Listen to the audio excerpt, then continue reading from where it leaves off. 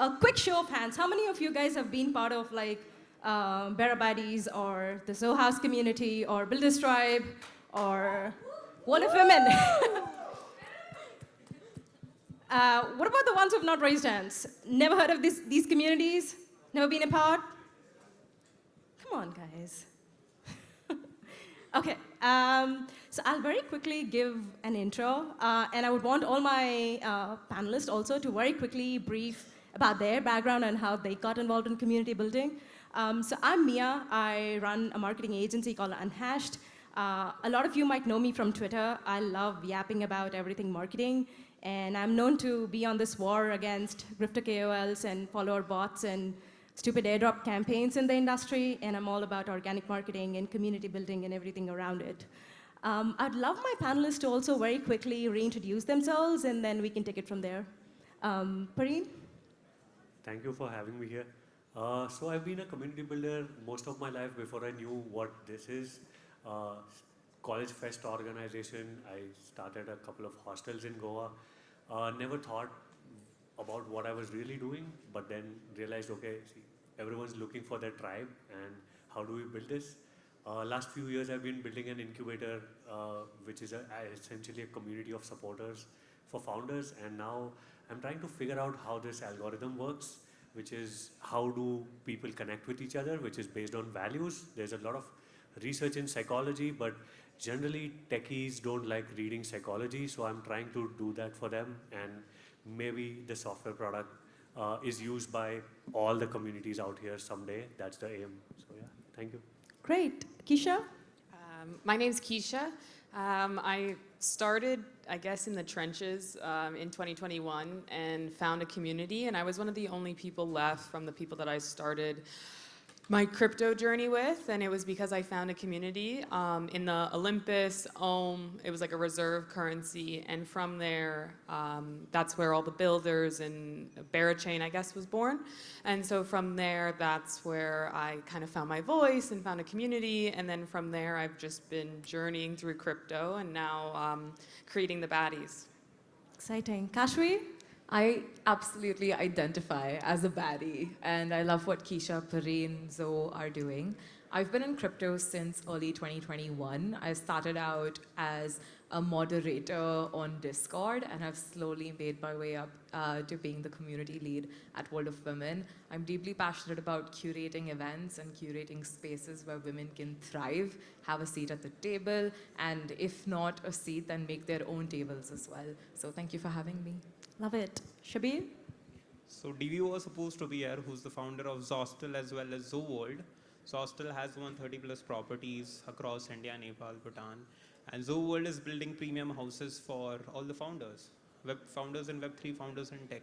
We have properties in San Francisco, Dubai, Whitefield, Koromangala. We're expanding to more cities right now. Me personally, I'm the investment lead at ZooWorld. So I raise funds so we could acquire more properties, expand to more cities. The idea is to build zoo houses in top 50 cities. So everywhere founder goes, he finds the familiar faces, space, his personal accommodation, event space, and everything recreational around that space as well. We have built a community of 420 plus founder members, including both of these as well. And all the quality ones from founders of Polygon to founders of ValuesDao. And these are this is a very quality community because they help each other on their own. They help each other with fundraising, with genuine introductions, helping each other with marketing and providing values of all kinds. So the idea is to build this founders community, the top tier people in crypto, the natives, and they should be helping each other on board into more people into crypto, and having IRL spaces in which they could go, they could market their product, they could get real-time validations. So I think that's one of the best community we're building across the region, and inshallah we'll expand to more cities. Well, thanks for being here. There's so many different directions in which I could have taken the conversation on community building. Like, what is community building to you? Like, how do you define it? Like, what are the best practices and so on and forth? But I did not want to make this conversation boring. It's already end of day. So let's flip the script and ask about what do you think most people get wrong about community building? Shabbir? community should not be treated as a hype, as something the community builders have to provide regularly. It should be the community members providing value to each other. That's what I feel. That's self-sustaining community. DV launched a product, Zoo Houses. Now we're expanding more products. But now the people, that's the USP. That these founder members are helping each other. That's the idea. Like we build community, and they should not be waiting for some new products from you. Like it should be self-sustaining. They like the name. All the founder members, we call them co-founders for a reason, because they should feel like the part of the community. They should feel inclusive. So the wrong thing that they get is a lot of good brands does not have community. They build the community. It's short-term community. It's like musical chair. Everyone is changing rounds. So to build a sustaining community, I think you need inclusivity, more accommodating people. So the community should not be led by people who started the community, but more from the community members itself over a period of time. I know that the community that you, Zohouse, and Pareen has built is very different from the ones maybe that Kashvi and Keisha are a part of. Kashvi, what do you think most people get wrong about building a community? Low-key, I feel like community has become such a buzzword in the last 18 months. And I know this because a lot of my friends who work in Web 2 have started using the word community instead of audience in their pitch decks to brands. This is an absolute top signal. Like when your creator economy friends are synonymizing the word community with audience and followers, that's when you know that, okay, it started off as one thing and now it has evolved into another thing entirely. So I think community is a lot less follower-based and audience-based. It's, as he said, about relationships. It's about many-to-one relationships. It's about the exchange of value that your members create for each other.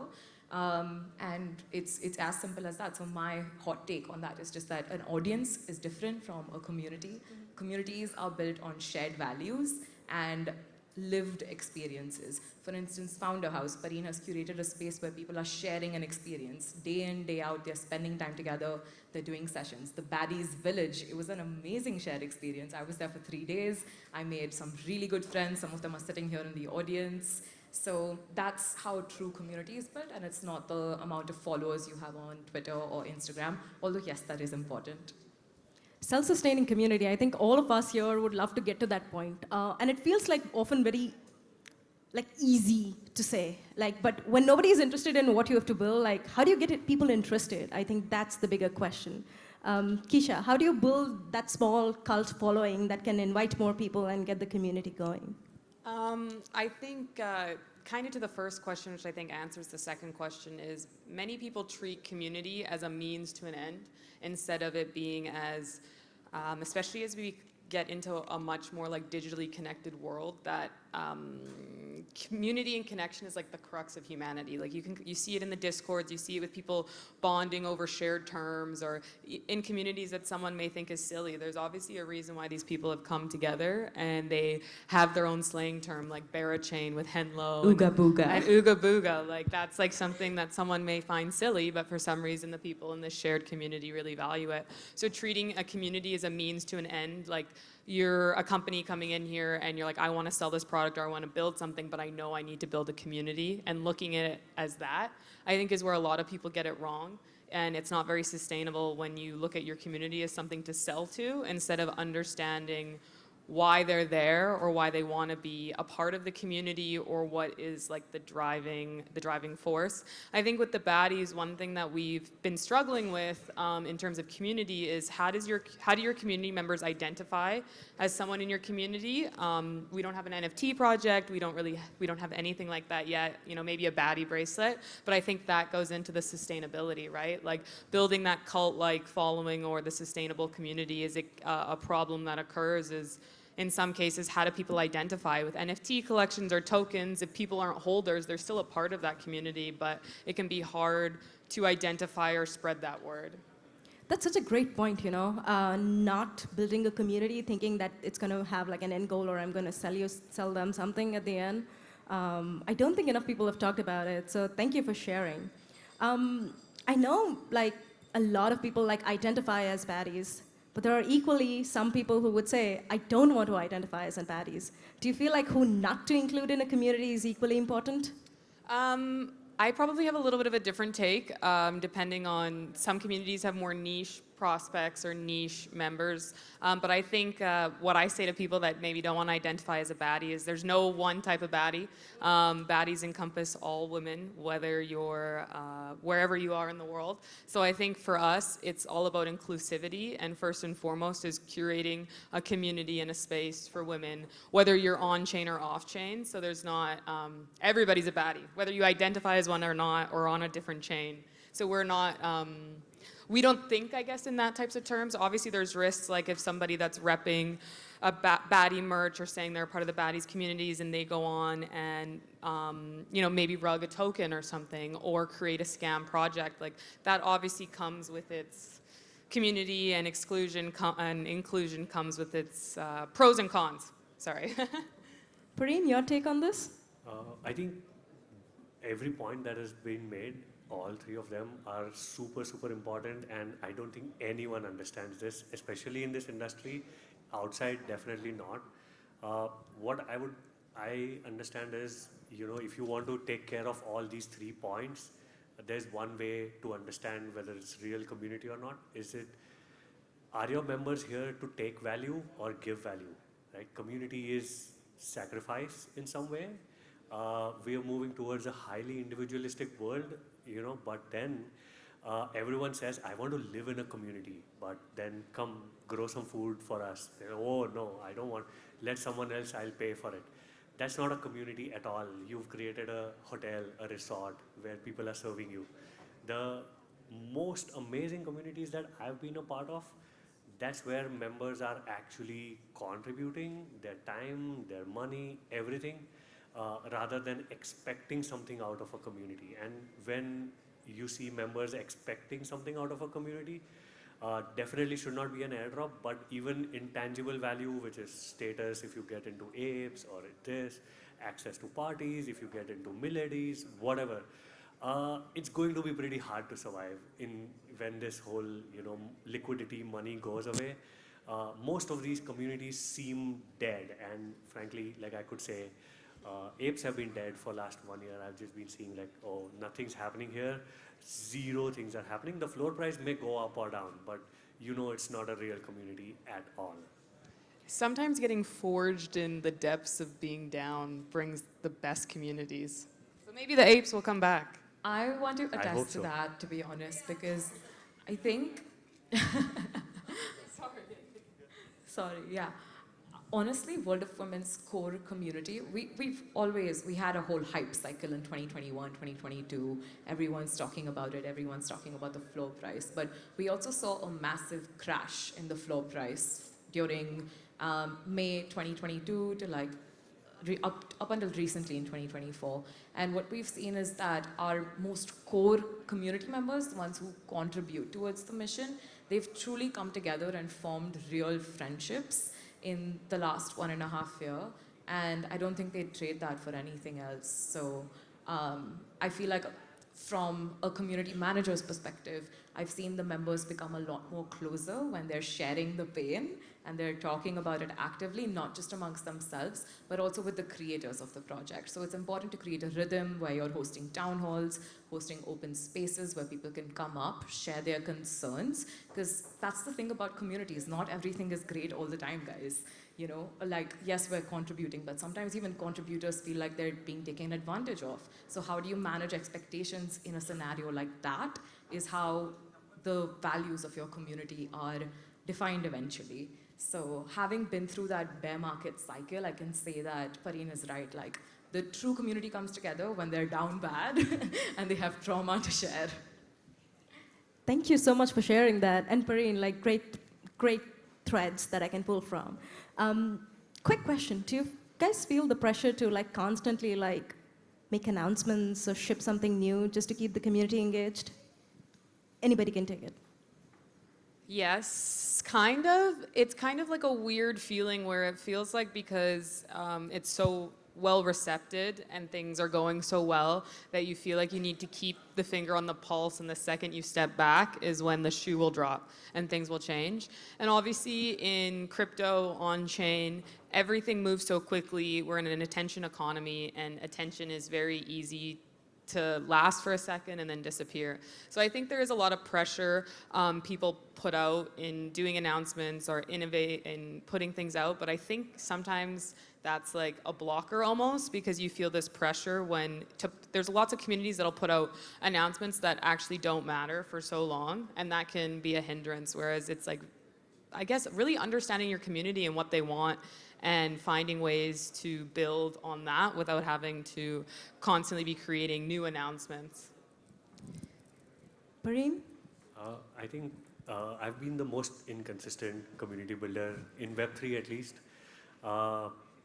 We did at one point in time 20 meetups in 20 cities at Builders Tribe, fell through. We did online sessions, stopped that. Demo days, stopped that. Even with Founder House, super inconsistent, hardly any announcements. Sometimes community calls happen and we don't know what we are talking about here, and maybe 3 people show up. Sometimes community calls are at 3 a.m. It's just one tweet, or not even one tweet. We just gather around. What I've understood is, really speaking, if there is a cause, then there is a time to filter people out. And that only happens when there's nothing being offered from the core team. I haven't been through really bad bear market in terms of communities. I think we had enough money from VCs, so it didn't feel like a really bad market, and we didn't have anything liquid to check token or floor price for NFTs. So I think I've been lucky that way. But it's been awesome that sometimes we are just, core team is like, we don't feel like talking to each other, so let's not do this. And it happens. Some of the fights have been pretty clear. Some people who left the communities have been pretty clear in Telegram or Discord, wherever it is. I think that's the difference between somehow a KOL and a community, that if I go to my temple every day, sometimes the priest is not in a great mood. For me, when someone says communities, it's always religion. So look at temples, churches, masjids, everything. Sometimes the priest is like, I don't want to make, your day, I'm in a bad day. And somehow this whole thinking of corporate, how a corporate operates, a marketing department operates, I've seen this in so many places, and I admire people who can do that, frankly speaking. I just can't do that. At some level, I'm just very inconsistent. If I feel like we'll gather 1,000 people, no problem. I know somehow I have to call up some friends and it will happen, and people will come. Sometimes people are like, I'm getting bored here, there's no memes happening, so what's going on? Like, sorry, we're too boomer to do memes, but there is value if you stick around. So some people do stick around, and I think I would love to reach that stage where we are actually consistent, because there are things happening sometimes and we don't announce, right? A lot of times there are things happening, but we just don't end up announcing or announce at the last minute. So I would say it didn't matter too much. It's not like it's some matter of survival of the community or even quality of value that's delivered. But yeah, I think it's awesome if you can really do it. Just making announcements for the sake of announcements is wrong. And I think 99% of crypto projects end up doing it.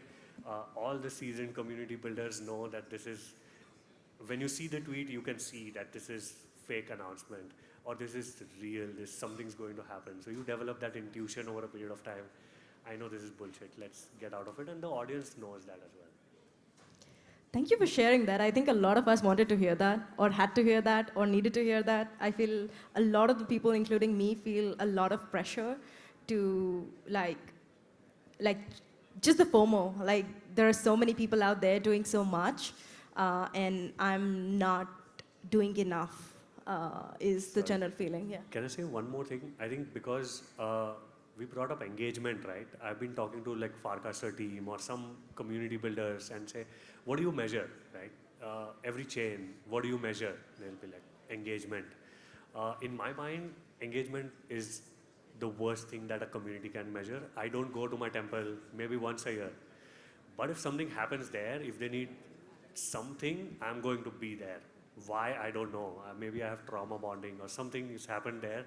But there is what we call affinity in psychology instead of engagement. So best of communities for me is, like my cousins group or my school friends. We don't talk to each other. We don't even meet each other. We don't have community calls, no rituals. Rituals are basically abusing each other on WhatsApp.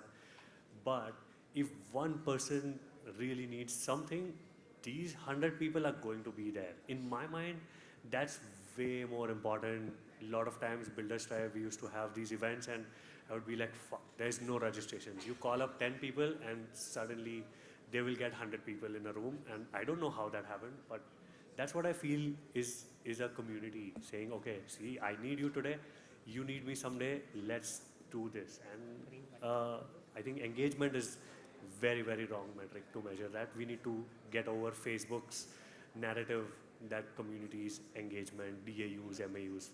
I'm not a DAU in my temple, and I think most people are not.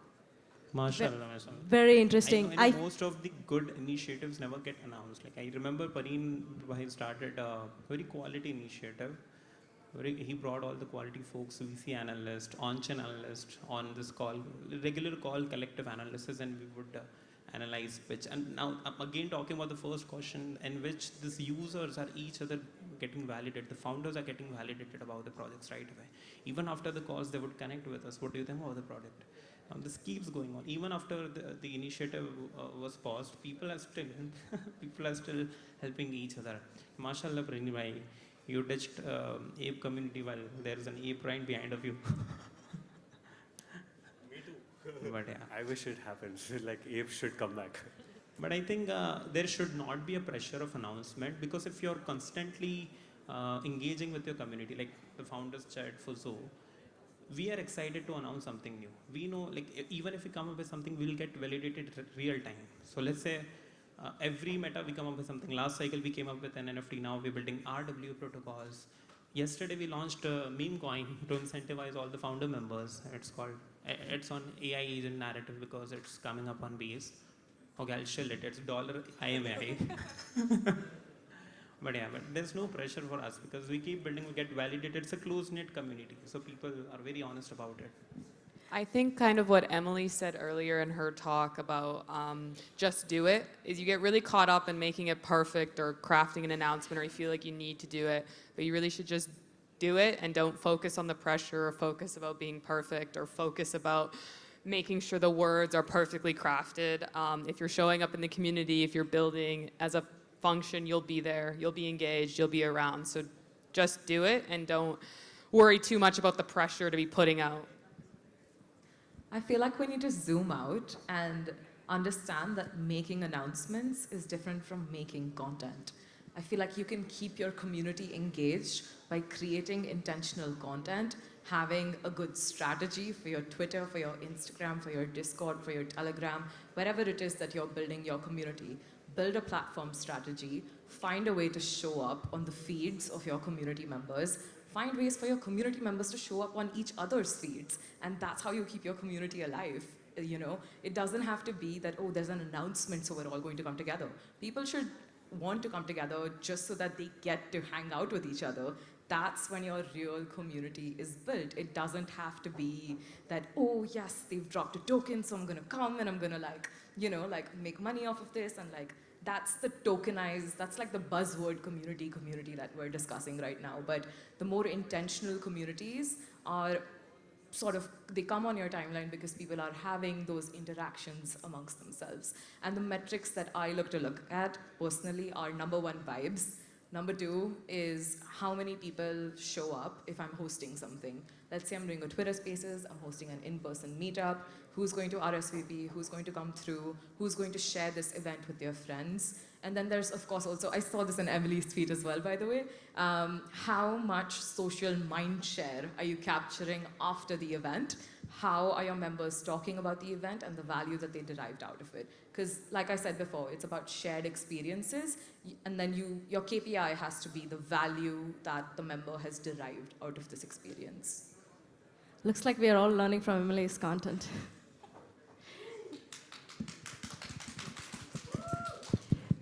I feel like all of you are focusing a lot on purpose-driven communities. Like, what is the value? Like, what are we here for? Do you think there is a space for degen communities? Like, just quick ones that come and go for a very specific purpose? Like, I'm sure, like, a lot of people in the audience, like, that's what they think about communities. Okay, I have this company. I need to get this, I don't know, NFT launch going or something. I need to build a community. Do you think that that's the right way to go about it? Is there space for that? Uh, if I would start a community saying make Pareen rich, how many of you would join that?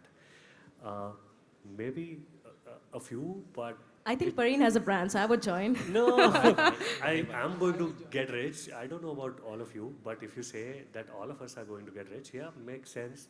I think when degen communities actually come together, that's the best coordination that I've ever had.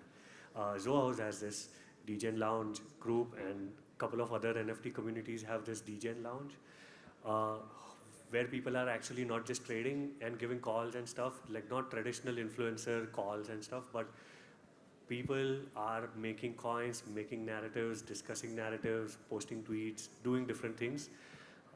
I've seen best permissionless coordination happen there. Like someone's throwing up an idea, someone else is refining it, someone else is building a story, someone else is just chat GPTing it, and fourth person launched a meme coin. This happens within 10 minutes. And this fourth person who launched meme coin, it didn't work out, but someone else comes in and be like, I launched a better one. It's now on virtuals, pump.fun is, oh, let's do this. And they put in $5,000 of their own. Suddenly everyone starts buying this. What is happening here? People are permissionlessly working, which means ideas, which means their own influence by tweeting or whatever following they have, and then coming in with their own money as well and saying, okay, I put my money where my mouth is. Of course, all of you guys can dump on me and I'm okay with this. So I would say it's worth studying degen communities from a mechanics perspective. Most other communities, including chain communities, have a lot more PPTs and a lot more Excel sheets, and that kills the vibes. What she said, right? It's just a vibe killer, and it's not permissionless. So you can't have the best contributors suddenly emerge bottoms up. Generally, they are appointed, saying, okay, community lead for X chain or X protocol. I would definitely say there is so much value. They might be ephemeral, and once the meme coin mania dies, maybe that community dies. Doesn't matter. Every purpose dies someday, and every religion also dies someday, or at least transforms significantly, right? So I would definitely study degen communities a lot more if I had more time. Definitely. I think we should not confuse this meme coin communities with degen communities. This meme coin community, again, I said, is musical chair. The founders are not responding. They're ruggers. Basically, the community would shut down in 20 days. The degen community, like the one Zoho House has, the one Zenica has, in which these people are comprehensively, they go all in. Degens are the best crowd. They go all in. They trust each other. They will do on-chain analysis. They will do all kinds of things. So you basically get value additions from 5 different perspectives. And then you invest, and you know the risk.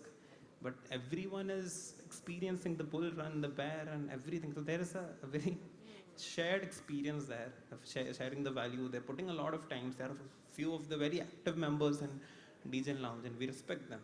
Like every day, there are some people who put on notifications just to see their alphas. So they can keep coming back. I think that's the value addition there. Since I'm a degenerate myself, like I value degen communities. I think we all have like niche interests or little things you like, and maybe some people are more outwardly about it, or there's something that the community formed for some reason, whether people wanted to get rich, or maybe they thought the coin was funny, or maybe they like to ape in and they're addicted to gambling. I don't know, but maybe they're more outward with that, but being a part of a greater community and connecting with other people that get exposed to different information in other communities that trigger maybe different interests. I think degens have hearts too, personally, because yeah, you have a heart. So many of our degen community members actually deeply care about the mission. It's just that there is a community mission that they're getting behind, but they also have a personal mission, which is to get rich. And we're in crypto, which is literally a tokenized industry. where whether we want to agree or not, people do come in for those reasons, and they are absolutely valid reasons, and I don't think there's anything wrong with it. As Pareen said, I think degens need to be studied, the way they come together, the way they have that shared experience to put forward one single agenda and make sure that it infiltrates everyone's timelines is some insane behavior that I think most of our communities hope to replicate. I think it's wonderful in so many ways. I like how this is not a traditional panel where I'm like just like putting out the question and then going one by one, and I like that everybody is picking up questions on their own and like also adding to each other's opinion. Pareen, I'm curious to hear from you because I know like you're one of the first people in India to have started Builders Tribe and like a community of one of its kind, the earliest I would say. Do you feel like a lot of people, quality people who you would have wanted to be a part of the community did not get a chance because for some reason, like they did not have the time to be involved in the community? Do you feel like those people get left out? The builders who are silently, like quietly working and who are not yappers, who don't like engaging with people, do you feel like those get left out? How do you like think around that? Actually, my experience is exactly reverse. At Builders Tribe, we created a platform. Initially, there was a Google form, then there was a platform. Anyone could fill it. There were analysts, there were VCs, angel investors, who would look at the pitch deck, who would look at the whole form. It would take like 30 minutes to fill one form for a founder and then go through multiple hoops and then get access to whatever activities we are doing, right? It was pretty normalized, unbiased, tried to be very, academic, almost academic about it. If I were to actually do it again, so most of our founders, when we invested in them or we started working with them in some form, the biggest challenge was, why are you not on YouTube? Why are you not on Twitter Spaces? Why are you so introverted? Why don't you get out of your code editor right now? That became a challenge actually. Now if I were to do it again, I would be like everyone who's not willing to show themselves yapping on Twitter. Please don't come to my incubator. It's not for you, because crypto demands these founders to be outward facing. There are no brands in crypto. I think I said this way earlier, like long time ago, that I don't follow Polygon, I follow Sandeep. I don't follow Solana, I follow Raj Gokul or Anatoly if I can understand him. But then what's happening here is most of the founders, especially from India and the eastern region, except US and Western Europe, we are busy thinking if we build a great product, people will come and things will happen.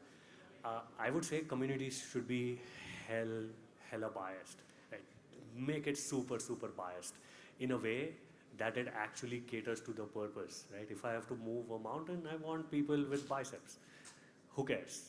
I don't care, as long as we accomplish the mission very well. At Builders Tribe, we actually did not do it. Now, if I were to do it again, even in Founder House, what we are doing is making them record videos and putting out bounties saying, if you go to an auto guy and offer him Thai baht, he's going to reject you, but take that rejection, right? And somehow these founders that we've got this time are actually willing to do this. And I think the chances of them succeeding is going to be much, much higher. So Builders Tribe community was very, very academically built in that sense, and everyone got a chance, which is actually, life is not fair. You should not get chance.